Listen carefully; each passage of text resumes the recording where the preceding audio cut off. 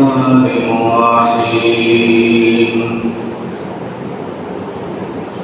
إن الله وملائكته يصلون على النبي يا أيها الذين آمنوا صلوا عليه وسلموا تسليما اللهم صل على سيدنا مولانا محمد وعلى آل سيدنا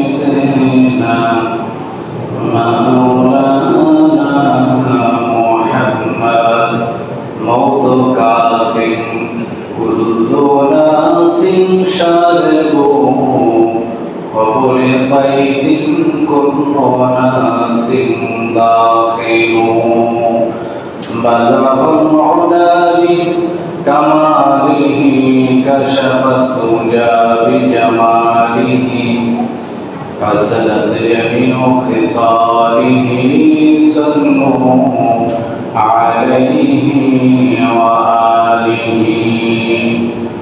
درفشان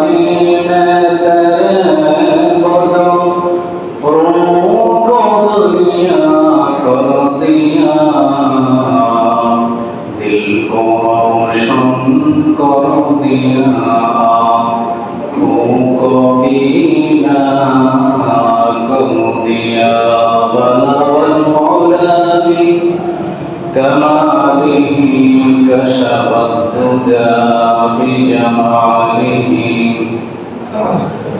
हसनत जमीउ खिसालिही सल्लु अलैहि وآله لا إله إلا الله لا إله إلا الله لا إله إلا الله لا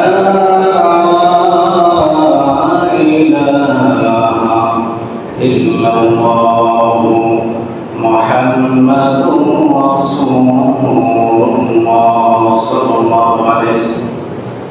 السلام عليكم ورحمة الله وبركاته সম্মানিত হাজিরিন জিলকাদের তৃতীয় জুমার আলোচনার বিষয় হলো ফিলিস্তিনের ইতিহাস এবং ফিলিস্তিন সম্পর্কে আল্লাহর রাসূলের হিজরতের ঘোষণা। সবাই বলুন আলহামদুলিল্লাহ। আল্লাহ রাব্বুল আলামিন বলেন সূরা ইসরা সুবহানাল্লাযী আসরা বিআবদিহি ليلا من المسجد الحرام إلى المسجد الأقصى الذي باركنا حوله لنريه من آياته সবাই বলুন সুবহানাল্লাহ। সম্মানিত হাজিরিন,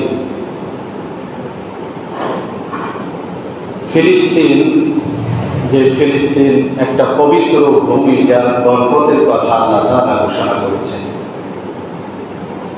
যেই ভূমিতে অসংখ্য নবী রাসূল প্রেরণ করেছেন, সেই পবিত্র ভূমি মুসলমানদের সর্বোচ্চ তৃতীয় সম্মানিত ইবাদতের স্থান, যেখানে হিজরত করা যায়। কি করা যায়?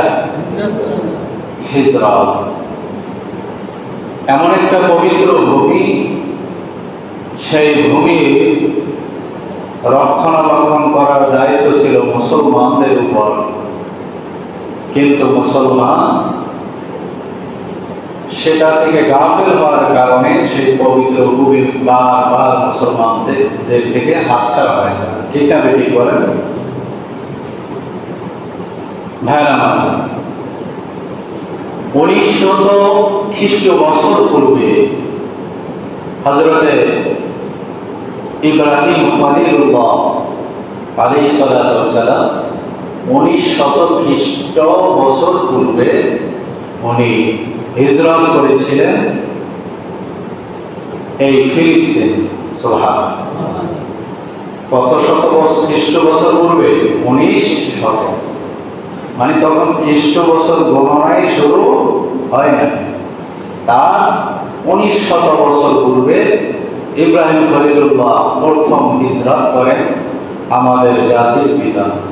আমাদের জাতির পিতাকে হিজরত করেছিলেন। আপনারা জেনে থাকলে বলুন, ইব্রাহিম আলাইহিস সালাতু ওয়াস সালামের কয়জন পুত্র সন্তান? কতজন? দুইজন। কয়জন? প্রথম হলেন হযরত ইসমাঈল জবিহুল্লাহ আলাইহিস সালাতু ওয়াস সালাম, দ্বিতীয় হলেন হযরত ইসহাক আলাইহিস সালাতু ওয়াস সালাম। ইব্রাহিম আলাইহিস সালাতু ওয়াস সালাম তার বড় সন্তান ইসমাঈল আলাইহিস সালাতু ওয়াস সালাম, তার বংশ থেকে মাত্র একজন নবী এসেছেন, তার নাম হযরতে মুহাম্মদুর রাসূলুল্লাহ সাল্লাল্লাহু আলাইহি ওয়াসাল্লাম। আর ইসহাক আলাইহিস সালাতু ওয়াস সালামের বংশ থেকে অনেক নবী রাসূল দুনিয়ায় আসছে। ইসহাক রাহমাতুল্লাহ, ইসহাক আলাইহিস সালাতু ওয়াস সালাম, তার সন্তানের নাম ইয়াকুব। তার সন্তানের নাম কি? হযরতে ইয়াকুব আলাইহিস সালাম। ইয়াকুব আলাইহিস সালাতু ওয়াস সালামের অপর নাম ইসরাঈল। অপর নাম কি? সবাই বলেন, অপর নাম কি? ইসরাঈল। সূরা বনি ইসরাঈল আছে না নাই? মানে বনু মানে সন্তান, ইসরাঈল মানে আল্লাহর বান্দা। আল্লাহর বান্দা ইসহাক আলাইহিস সালাতু ওয়াস সালামের সন্তানদেরকে বলা হয় বনু ইসরাঈল বা বনি ইসরাঈল। সুবহানাল্লাহ। তাহলে এই বনি ইসরাঈল বা ইসরাঈল আলাইহিস সালাতু ওয়াস সালাম, ইয়াকুব আলাইহিস সালাতু ওয়াস সালাম তার অপর নাম, তাই তো? ইয়াকুব আলাইহিস সালাতু ওয়াস সালামের সন্তান 12 জন। কতজন? 12 জন। তো 12 জন, একজনের নাম হযরতে ইউসুফ আলাইহিস সালাতু ওয়াস সালাম। তো ইউসুফ আলাইহিস সালাতু ওয়াস সালাম দীর্ঘদিন প্রায় 150 বছর তার ভাইরা এবং তার বংশধরেরা ফিলিস্তিন থেকে, তারা তেহরান থেকে হিজরত করে তারা মিশরে চলে যায়। কোথায়? পাশাপাশি রাষ্ট্র। 150 বছর প্রায় তারা ভালো ছিল। এরপরে তাদের উপর যেহেতু ক্ষমতা নাই, ক্ষমতা না থাকলে তাদের উপর জুলুম নির্যাতন বাড়ে না কম? যখন নির্যাতন শুরু হয়ে যায় তখন তো ইউসুফ আলাইহিস সালাম দুনিয়ায় নাই। নির্যাতন সহ্য করতে না পারে তারা আবার ফিলিস্তিন ছেড়ে তারা অন্য এলাকায় চলে যায়। কোথায় চলে যায়? অন্যত্র চলে যায়। এখানে দীর্ঘদিন পর্যন্ত তারা কিপ্তি বংশের সাথে, এই বনি ইসরাঈলের বংশের লোকেরা বিভিন্ন জুলুমের শিকার, কিন্তু তারা তার কোনো বিচার পাইত না। তখন ক্ষমতায় ছিলেন দ্বিতীয় রামসিস। নাম কি? দ্বিতীয় রামসিস। তার উপাধি হলো ফিরাউন, ফারাও রাজা। তার উপাধি কি? ফিরাউন। ফিরাউন মানে রাষ্ট্রপ্রধান, সে প্রধান রাষ্ট্রের ব্যক্তি। জুলুম অত্যাচার যখন বেড়ে গেল, আল্লাহ তাআলা আপনারা জানেন হযরতে মূসা আলাইহিস সালাতু ওয়াস সালামকে বনি ইসরাঈলের ভিতরে নবী কইরা পাঠাইলেন। সুবহানাল্লাহ বলে। মূলত বনি ইসরাঈল কারা? ইয়াকুব আলাইহিস সালাতু ওয়াস সালামের বংশধর। মনে রাখতে হবে, ইয়াকুব আলাইহিস সালাতু ওয়াস সালামের বংশধরের ভিতরে 1200 খ্রিস্টবছর পূর্বে আল্লাহ তাআলা মূসা আলাইহিস সালাতু ওয়াস সালামকে পাঠাইলেন নবী করে। তো মূসা আলাইহিস সালাতু ওয়াস সালাম যখন নীল দরিয়া পার হয়ে হিজরত করে উনি ফিলিস্তিনে আবার আসছেন। সুবহানাল্লাহ। কিন্তু তাদের একটা দেওয়াল আছে, প্রার্থনার দেওয়াল। তার আগ পর্যন্ত আসছেন, এমন অবস্থায় বনি ইসরাঈলের লোকেরা বলতেছে, হে আল্লাহর নবী মূসা, আমরা এই সম্প্রদায়ের সাথে যারা এখানে ক্ষমতায়, যারা বসতে নসর খুব অত্যাচারী বাদশা, আমরা তাদের সাথে লড়তে পারবো না। নাউজুবিল্লাহ বলেন। কয় তুমি আর তোমার খোদায় যাই লড়ো। নাউজুবিল্লাহ কইতেন না? আল্লাহ তাআলা জান্নাত থেকে খাবার পাঠাইতেন, নাম মান্না ওয়া সালওয়া। পাখির ভুনাগ্রস্ত রুটি খান্দা বইরা আসত, তাও আবার রেখে দিত। লাগে না অতিরিক্ত নিয়ে নষ্ট করতো। নাউজুবিল্লাহ। অভ্যাস আমাদের আছে না নাই? এই যে ইসরায়েলের মানুষের এত ব্রেন, ওই যে জান্নাতি খাবার খাইছে, মান্নাওয়া সালওয়া, সুবহানাল্লাহ। ভাইরা আমার, তো বনি ইসরায়েলের এই বাসিন্দারা কয়, হে আল্লাহ নবী, আমরা যুদ্ধ করতাম। নাউজুবিল্লাহ। আল্লাহ তাআলা, আল্লাহ রাসূল সাল্লাল্লাহু আলাইহি সাল্লাম বলেন, সম্ভবত বুখারী মুসলিমের হাদিস, যে আল্লাহ তাআলার কাছে দুইটা বিন্দু খুব প্রিয়। একটা হলো আল্লাহ তাআলার ভয়ে, খশিয়াতিল্লাহ, চোখ বেয়ে নাকের ডগায় পানি আসার আগে আল্লাহ তাআলা তার জীবনের গুনাহ মাফ করে। আরেকটা হলো রক্তবিন্দু, যেটা দ্বীন কায়েমের জন্য, ইসলাম কায়েমের জন্য কাফেরের আক্রমণে নিজের শরীর থেকে ঝরে, সেই রক্তবিন্দু আল্লাহর কাছে সবচেয়ে প্রিয়। আর এই চোখের পানি। হাদিস, সুবহানাল্লাহ। এই হাদিসের লাস্ট অংশে ইমাম নববী উল্লেখ করেছেন যে আল্লাহর হাবিব বলেন, দুইটি দান, দুইটি স্পট আল্লাহ তাআলার কাছে সবচেয়ে বেশি প্রিয়। সুবহানাল্লাহ। কয়টি দান? একটা হলো জিহাদের ময়দানে কাফির কর্তৃক আক্রান্ত হয়েছে, আহত হয়েছে, ইনজুর্ড হয়েছে, এই দাগটা, এই ক্ষতটা আল্লাহ তাআলার কাছে বড় দামি, কিয়ামতের ময়দানে সাক্ষী হবে। সুবহানাল্লাহ বলতেন না? আর একটা দাগ, সেটা হলো যে কোনো ফরজ আদায়ের কারণে যদি কোনো জায়গায় শরীরের ভিতরে দাগ পড়ে, মুহাদ্দিসিনে কেরাম বলে সেটা হলো কপালের দাগ, নামাজের। সুবহানাল্লাহ। নামাজের দাগ কার কার আছে? আলহামদুলিল্লাহ। খুশি হন যাদের আছে। কি আলহামদুলিল্লাহ। না থাকলে বসে পড়ার দরকার নেই, থাকলে আলহামদুলিল্লাহ, না থাকলে সমস্যা। তো বলতেছিলাম যে বনি ইসরাইলরা এত নিয়ামত খাওয়ার পরেও যুদ্ধ করবে না, জিহাদের ময়দানে যাবে না। তখন আল্লাহ তাআলা তাদেরকে বন্দী করলেন। আল্লাহ তাআলার জেলখানা দেখা যায় না, কিন্তু বের হওয়া, দেওয়াল প্রাচীর দেখা যায়। একটা মাঠের ভিতরে প্রায় 3 থেকে 4 বছর পর্যন্ত খালি ঘটছে, বাইরে যেতে পারে। অনেক ঘটনায় আছে আরো বেশি। সুবহানাল্লাহ। মানে আল্লাহর হুকুম লঙ্ঘনের কারণে আল্লাহ সন্তুষ্ট হয়ে তাদেরকে এক জায়গায় পাকড়াও করলেন, আর বের হইতে পারে। ওই ভিতরে সারাদিন চেষ্টা করে যে এই জায়গা থেকে বের হয়ে যাবো, ঘুরতে ঘুরতে দেখে সকালে যে জায়গা থেকে রওনা দিয়েছে সে জায়গায় সন্ধ্যাবেলা। সুবহানাল্লাহ। ক্ষমতা কার? আল্লাহ। বের হইতে পারে। মূসা আলাইহিস সালাম অনেক ঘটনা, সেখানে তাওরাত কিতাব পাইলেন, তার ভাই হারুন আলাইহিস সালাম নবুয়ত পাইলেন, তাদের ইন্তেকাল হইল ওইখানে। এরপরে মূসা আলাইহিস সালামের খাদেম ছিলেন, নাম হলো ইউশা বিন নূন আলাইহিস সালাম। খাদেমের নাম কি? ইউশা বিন নূন। আল্লাহ তাআলা বড় মূসা আলাইহিস সালামের বংশের ভিতর 40 জন প্রভাবশালী নেতা ছিল, যারা আল্লাহ তাআলার সাথে সরাসরি দেখা করতে চাইছিল, এমন প্রভাবশালী যে তারা বলে এত লোক থাকতে ইউশা বিন নূন একজন খাদেম, তারে নবী বানাইলো, ব্যাপারটা আমার কাছে ভালো। নাউজুবিল্লাহ। কিন্তু প্রকৃত নবীর সাথে থাকার কারণে তার যে ইসলাম, তার যে আত্মশুদ্ধি এমন পর্যায়ে হয়েছিল, যার কারণে সকলে তার বশ্যতা স্বীকার করতে বাধ্য হয়েছিল। সুবহানাল্লাহ। লাস্ট পর্যন্ত বললেন, চলো জিহাদে যাইতেই হবে, ফিলিস্তিন বিজয় করতেই হবে। তিনি রওনা দিলেন। প্রায় 6.5 লক্ষর অধিক বনি ইসরায়েলের বাসিন্দা। উনি বললেন, যাওয়ার সময় এই নদী থেকে কেউ পানি পান করবে না, এটা আমিরের আদেশ। দেখতে চাই কে কঠিন পিপাসার সময় আমিরের আদেশ মানে আর কে মানে না।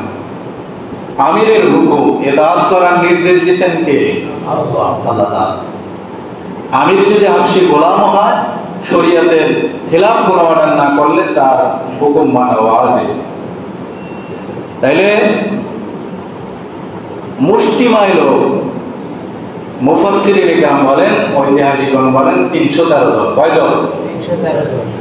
313 জন লোক আমিরের হুকুম মানল, আর বাকি লক্ষ লক্ষ মানুষ পানি পান করল। নাউযুবিল্লাহ। তো উনি 313 জন নিয়েই জিহাদের ময়দানে যাইয়া আল্লাহ তাআলা বিজয় দান করলেন।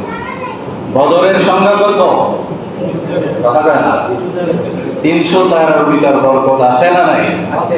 313 জন সেরকম যদি আল্লাহ ওয়ালা বান্দা দুনিয়ায় থাকতো, খেলাফত কায়েম হয়ে যেত। সুবহানাল্লাহ। তার মানে 313 জন কি? 313 জন দুনিয়ায় নাই। এমন লোক লাগবে শাহজালাল ইয়ামিনী মুজাহিদের মতন, যে সুরমা নদী যায় নামাজ দিয়ে পার হয়ে যায়। সুবহানাল্লাহ। সুরমা নদী যে পার হয়েছে, ওই সাহাবীরা আলা হাজরামি রাদিয়াল্লাহু তাআলা, আল্লাহ রাসূল তাকে পাঠাইছে। এখন ইরাক অঞ্চলে, ওখান থেকে সে অন্য রাষ্ট্রে যাবে, সামনে নদী, কিভাবে বিশাল সমুদ্র পাড়ি দিবে।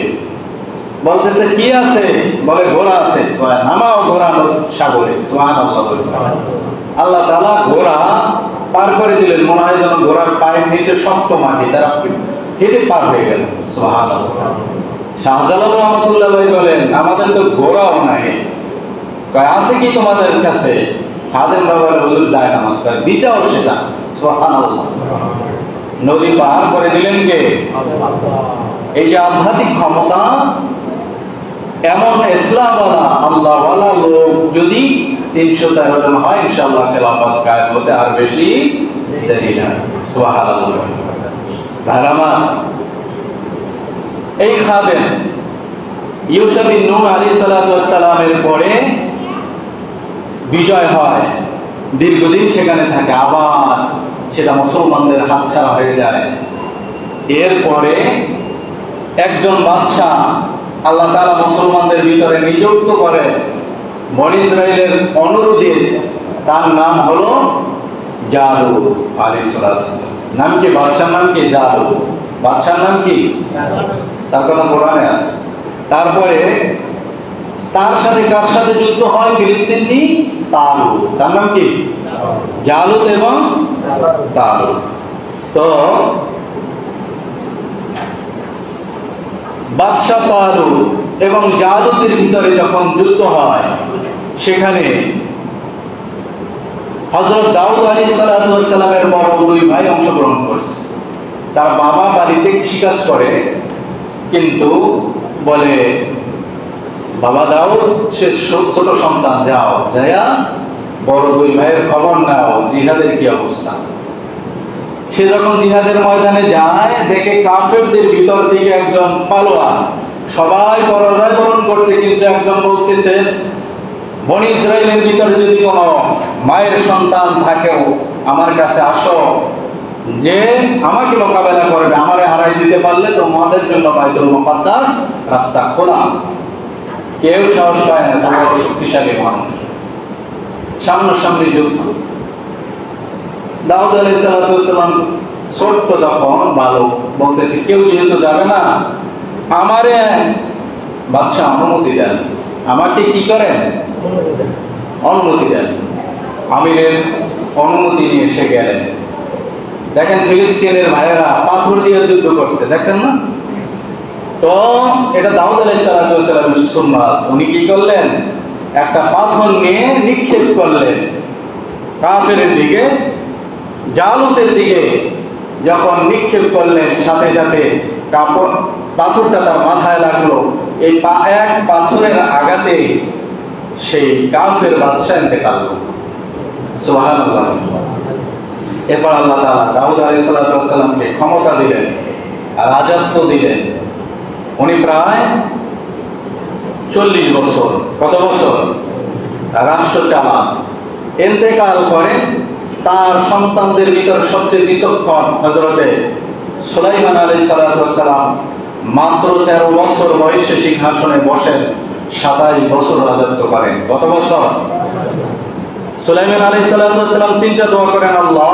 1 নাম্বার, এমন রাজত্ব আমাকে দাও যে এই ক্ষমতা তুমি দুনিয়ার কাউকে দাও নাই, দিবা। সুবহানাল্লাহ। আল্লাহ নবী বলেন, নবী সুলাইমান আলাইহিস সালাতু ওয়াস সালামের দোয়া কবুল করেছেন আল্লাহ। সুবহানাল্লাহ। তিনি এই বাইতুল মুকাদ্দাস, এই আধুনিক যে রূপ, সে পুনর্নির্মাণ করলেন। সুবহানাল্লাহ।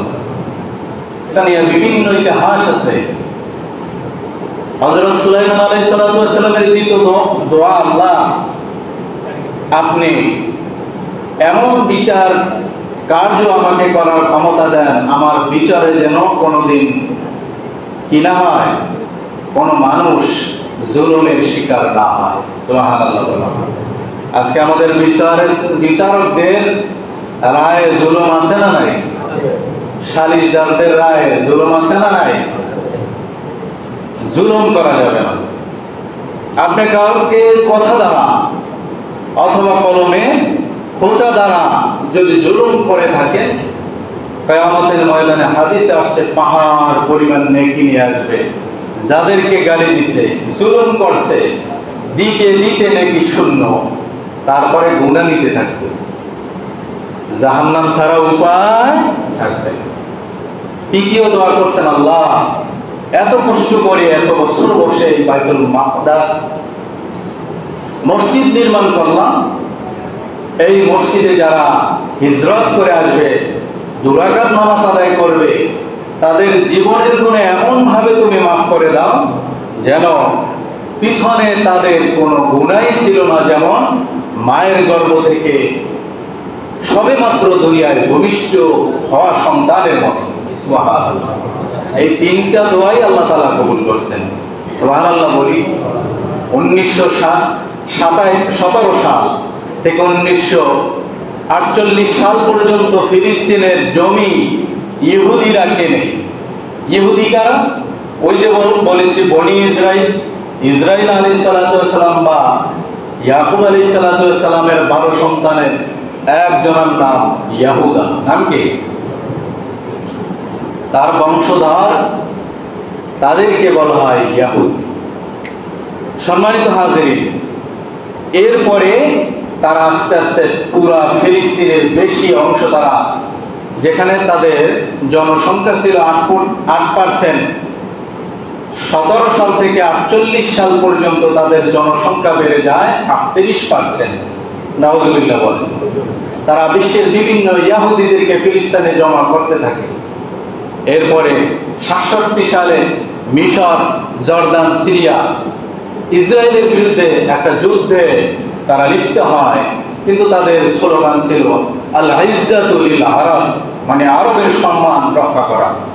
এটা ইসলামিক কোনো স্লোগান নাই।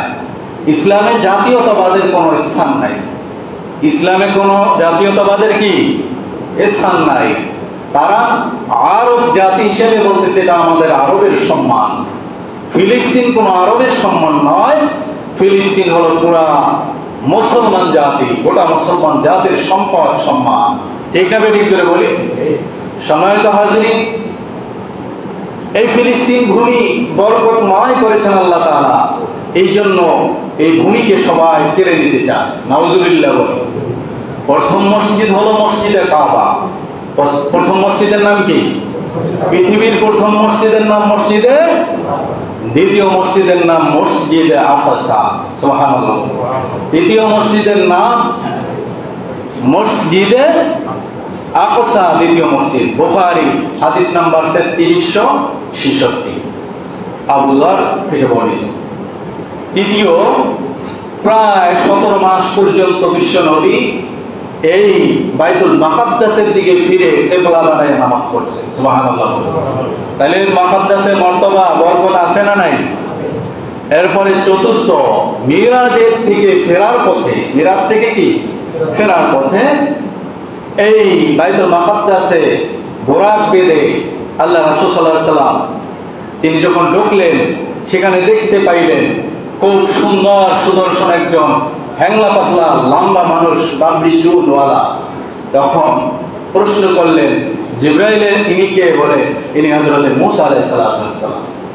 দেখা হলো ইব্রাহিম খলিলুল্লাহ আলাইহিস সালাম, ঈসা আলাইহিস সালাম, সমস্ত নবীদের ইমামতি করেছেন হযরত মুহাম্মদুর রাসূলুল্লাহ, তিনি সমস্ত নবীদের কি ইমাম। সমস্ত নবীদের ইমাম কে?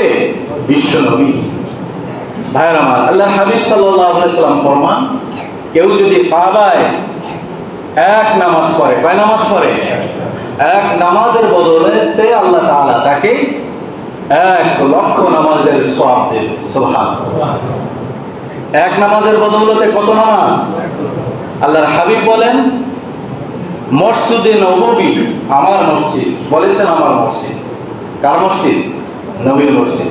আমার মসজিদে কেউ যদি নামাজ পড়ে, এক নামাজ 1,000 নামাজের সওয়াব। সুবহানাল্লাহ। আল্লাহর হাবিব বলেন, আর বাইতুল মাকদাস আকসায় যদি কেউ নামাজ পড়ে, এক নামাজে 500 নামাজের সওয়াব। সুবহানাল্লাহ। তাহলে বরকত আছে না নাই? বাইহাকি 3845 হাদিস নাম্বার। এরপরে আমি যে বললাম, আকসায় নামাজ পড়লে মায়ের পেট থেকে ভূমিষ্ঠ হওয়া সন্তানের মতো নিষ্পাপ হয়ে যায়। হাদিস নাম্বার নাসাই 692। আল্লাহ রাসূল বলেন, মদিনায় হিজরতের পর আর কোন হিজরত নাই, তবে একটি হিজরত হবে, সেটা হলো ইব্রাহিম আলাইহিস সালাম যেখানে হিজরত করেছেন, সেটা হলো ফিলিস্তিনে। তাই আমাদের আগে মুসলমানরা হিজরত করবে কোথায়? সবাই বলেন কোথায়? ফিলিস্তিন। এই জন্য আমাদের বাইতুল মুকাদ্দাস এই সম্মানের জায়গা। আরে ভাই, আমাদের যদিও কোনো তৌফিক নাই, আমরা দোয়া করব, আল্লাহর কাছে কি করব? আর জিহাদের তামান্না, চোখের পানি, জিহাদের তামান্না এবং চোখের পানি ফেলতে হবে। আল্লাহ পাক তৌফিক দান করুন, বলি আমিন। সম্মানিত হাজিরিন, এই জন্য আজকের বয়ানের মূল বিষয় হলো বাইতুল মাকদাস ফিলিস্তিন আমাদের ছিল, আমাদেরই কি থাকবে ইনশাআল্লাহ। এই জন্য দোয়া করবো, ভাইদের জন্য দোয়া করবো, বন্ধুদের জন্য দোয়া করবো। আর একটা হাদিস থেকে বললাম, আল্লাহর কাছে দুইটা বিন্দু প্রিয়, একটা কি চোখের পানি, আর একটা রক্তবিন্দু জিহাদের ময়দান। দুইটা দাগ প্রিয়, একটা হলো নামাজের দাগ। কিসের দাগ? কথা কন না, নামাজের চিহ্ন। আর একটা হলো জিহাদের ময়দানের ক্ষতর চিহ্ন।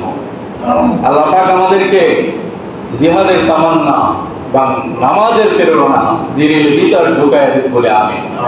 ওয়া আখিরু দাওয়ানা আলহামদুলিল্লাহি রাব্বিল আলামিন। আসসালামু আলাইকুম ওয়া রাহমাতুল্লাহ। ক্বাবলাল জুমআ আদায় করেন নাই? ক্বাবলাল জুমআ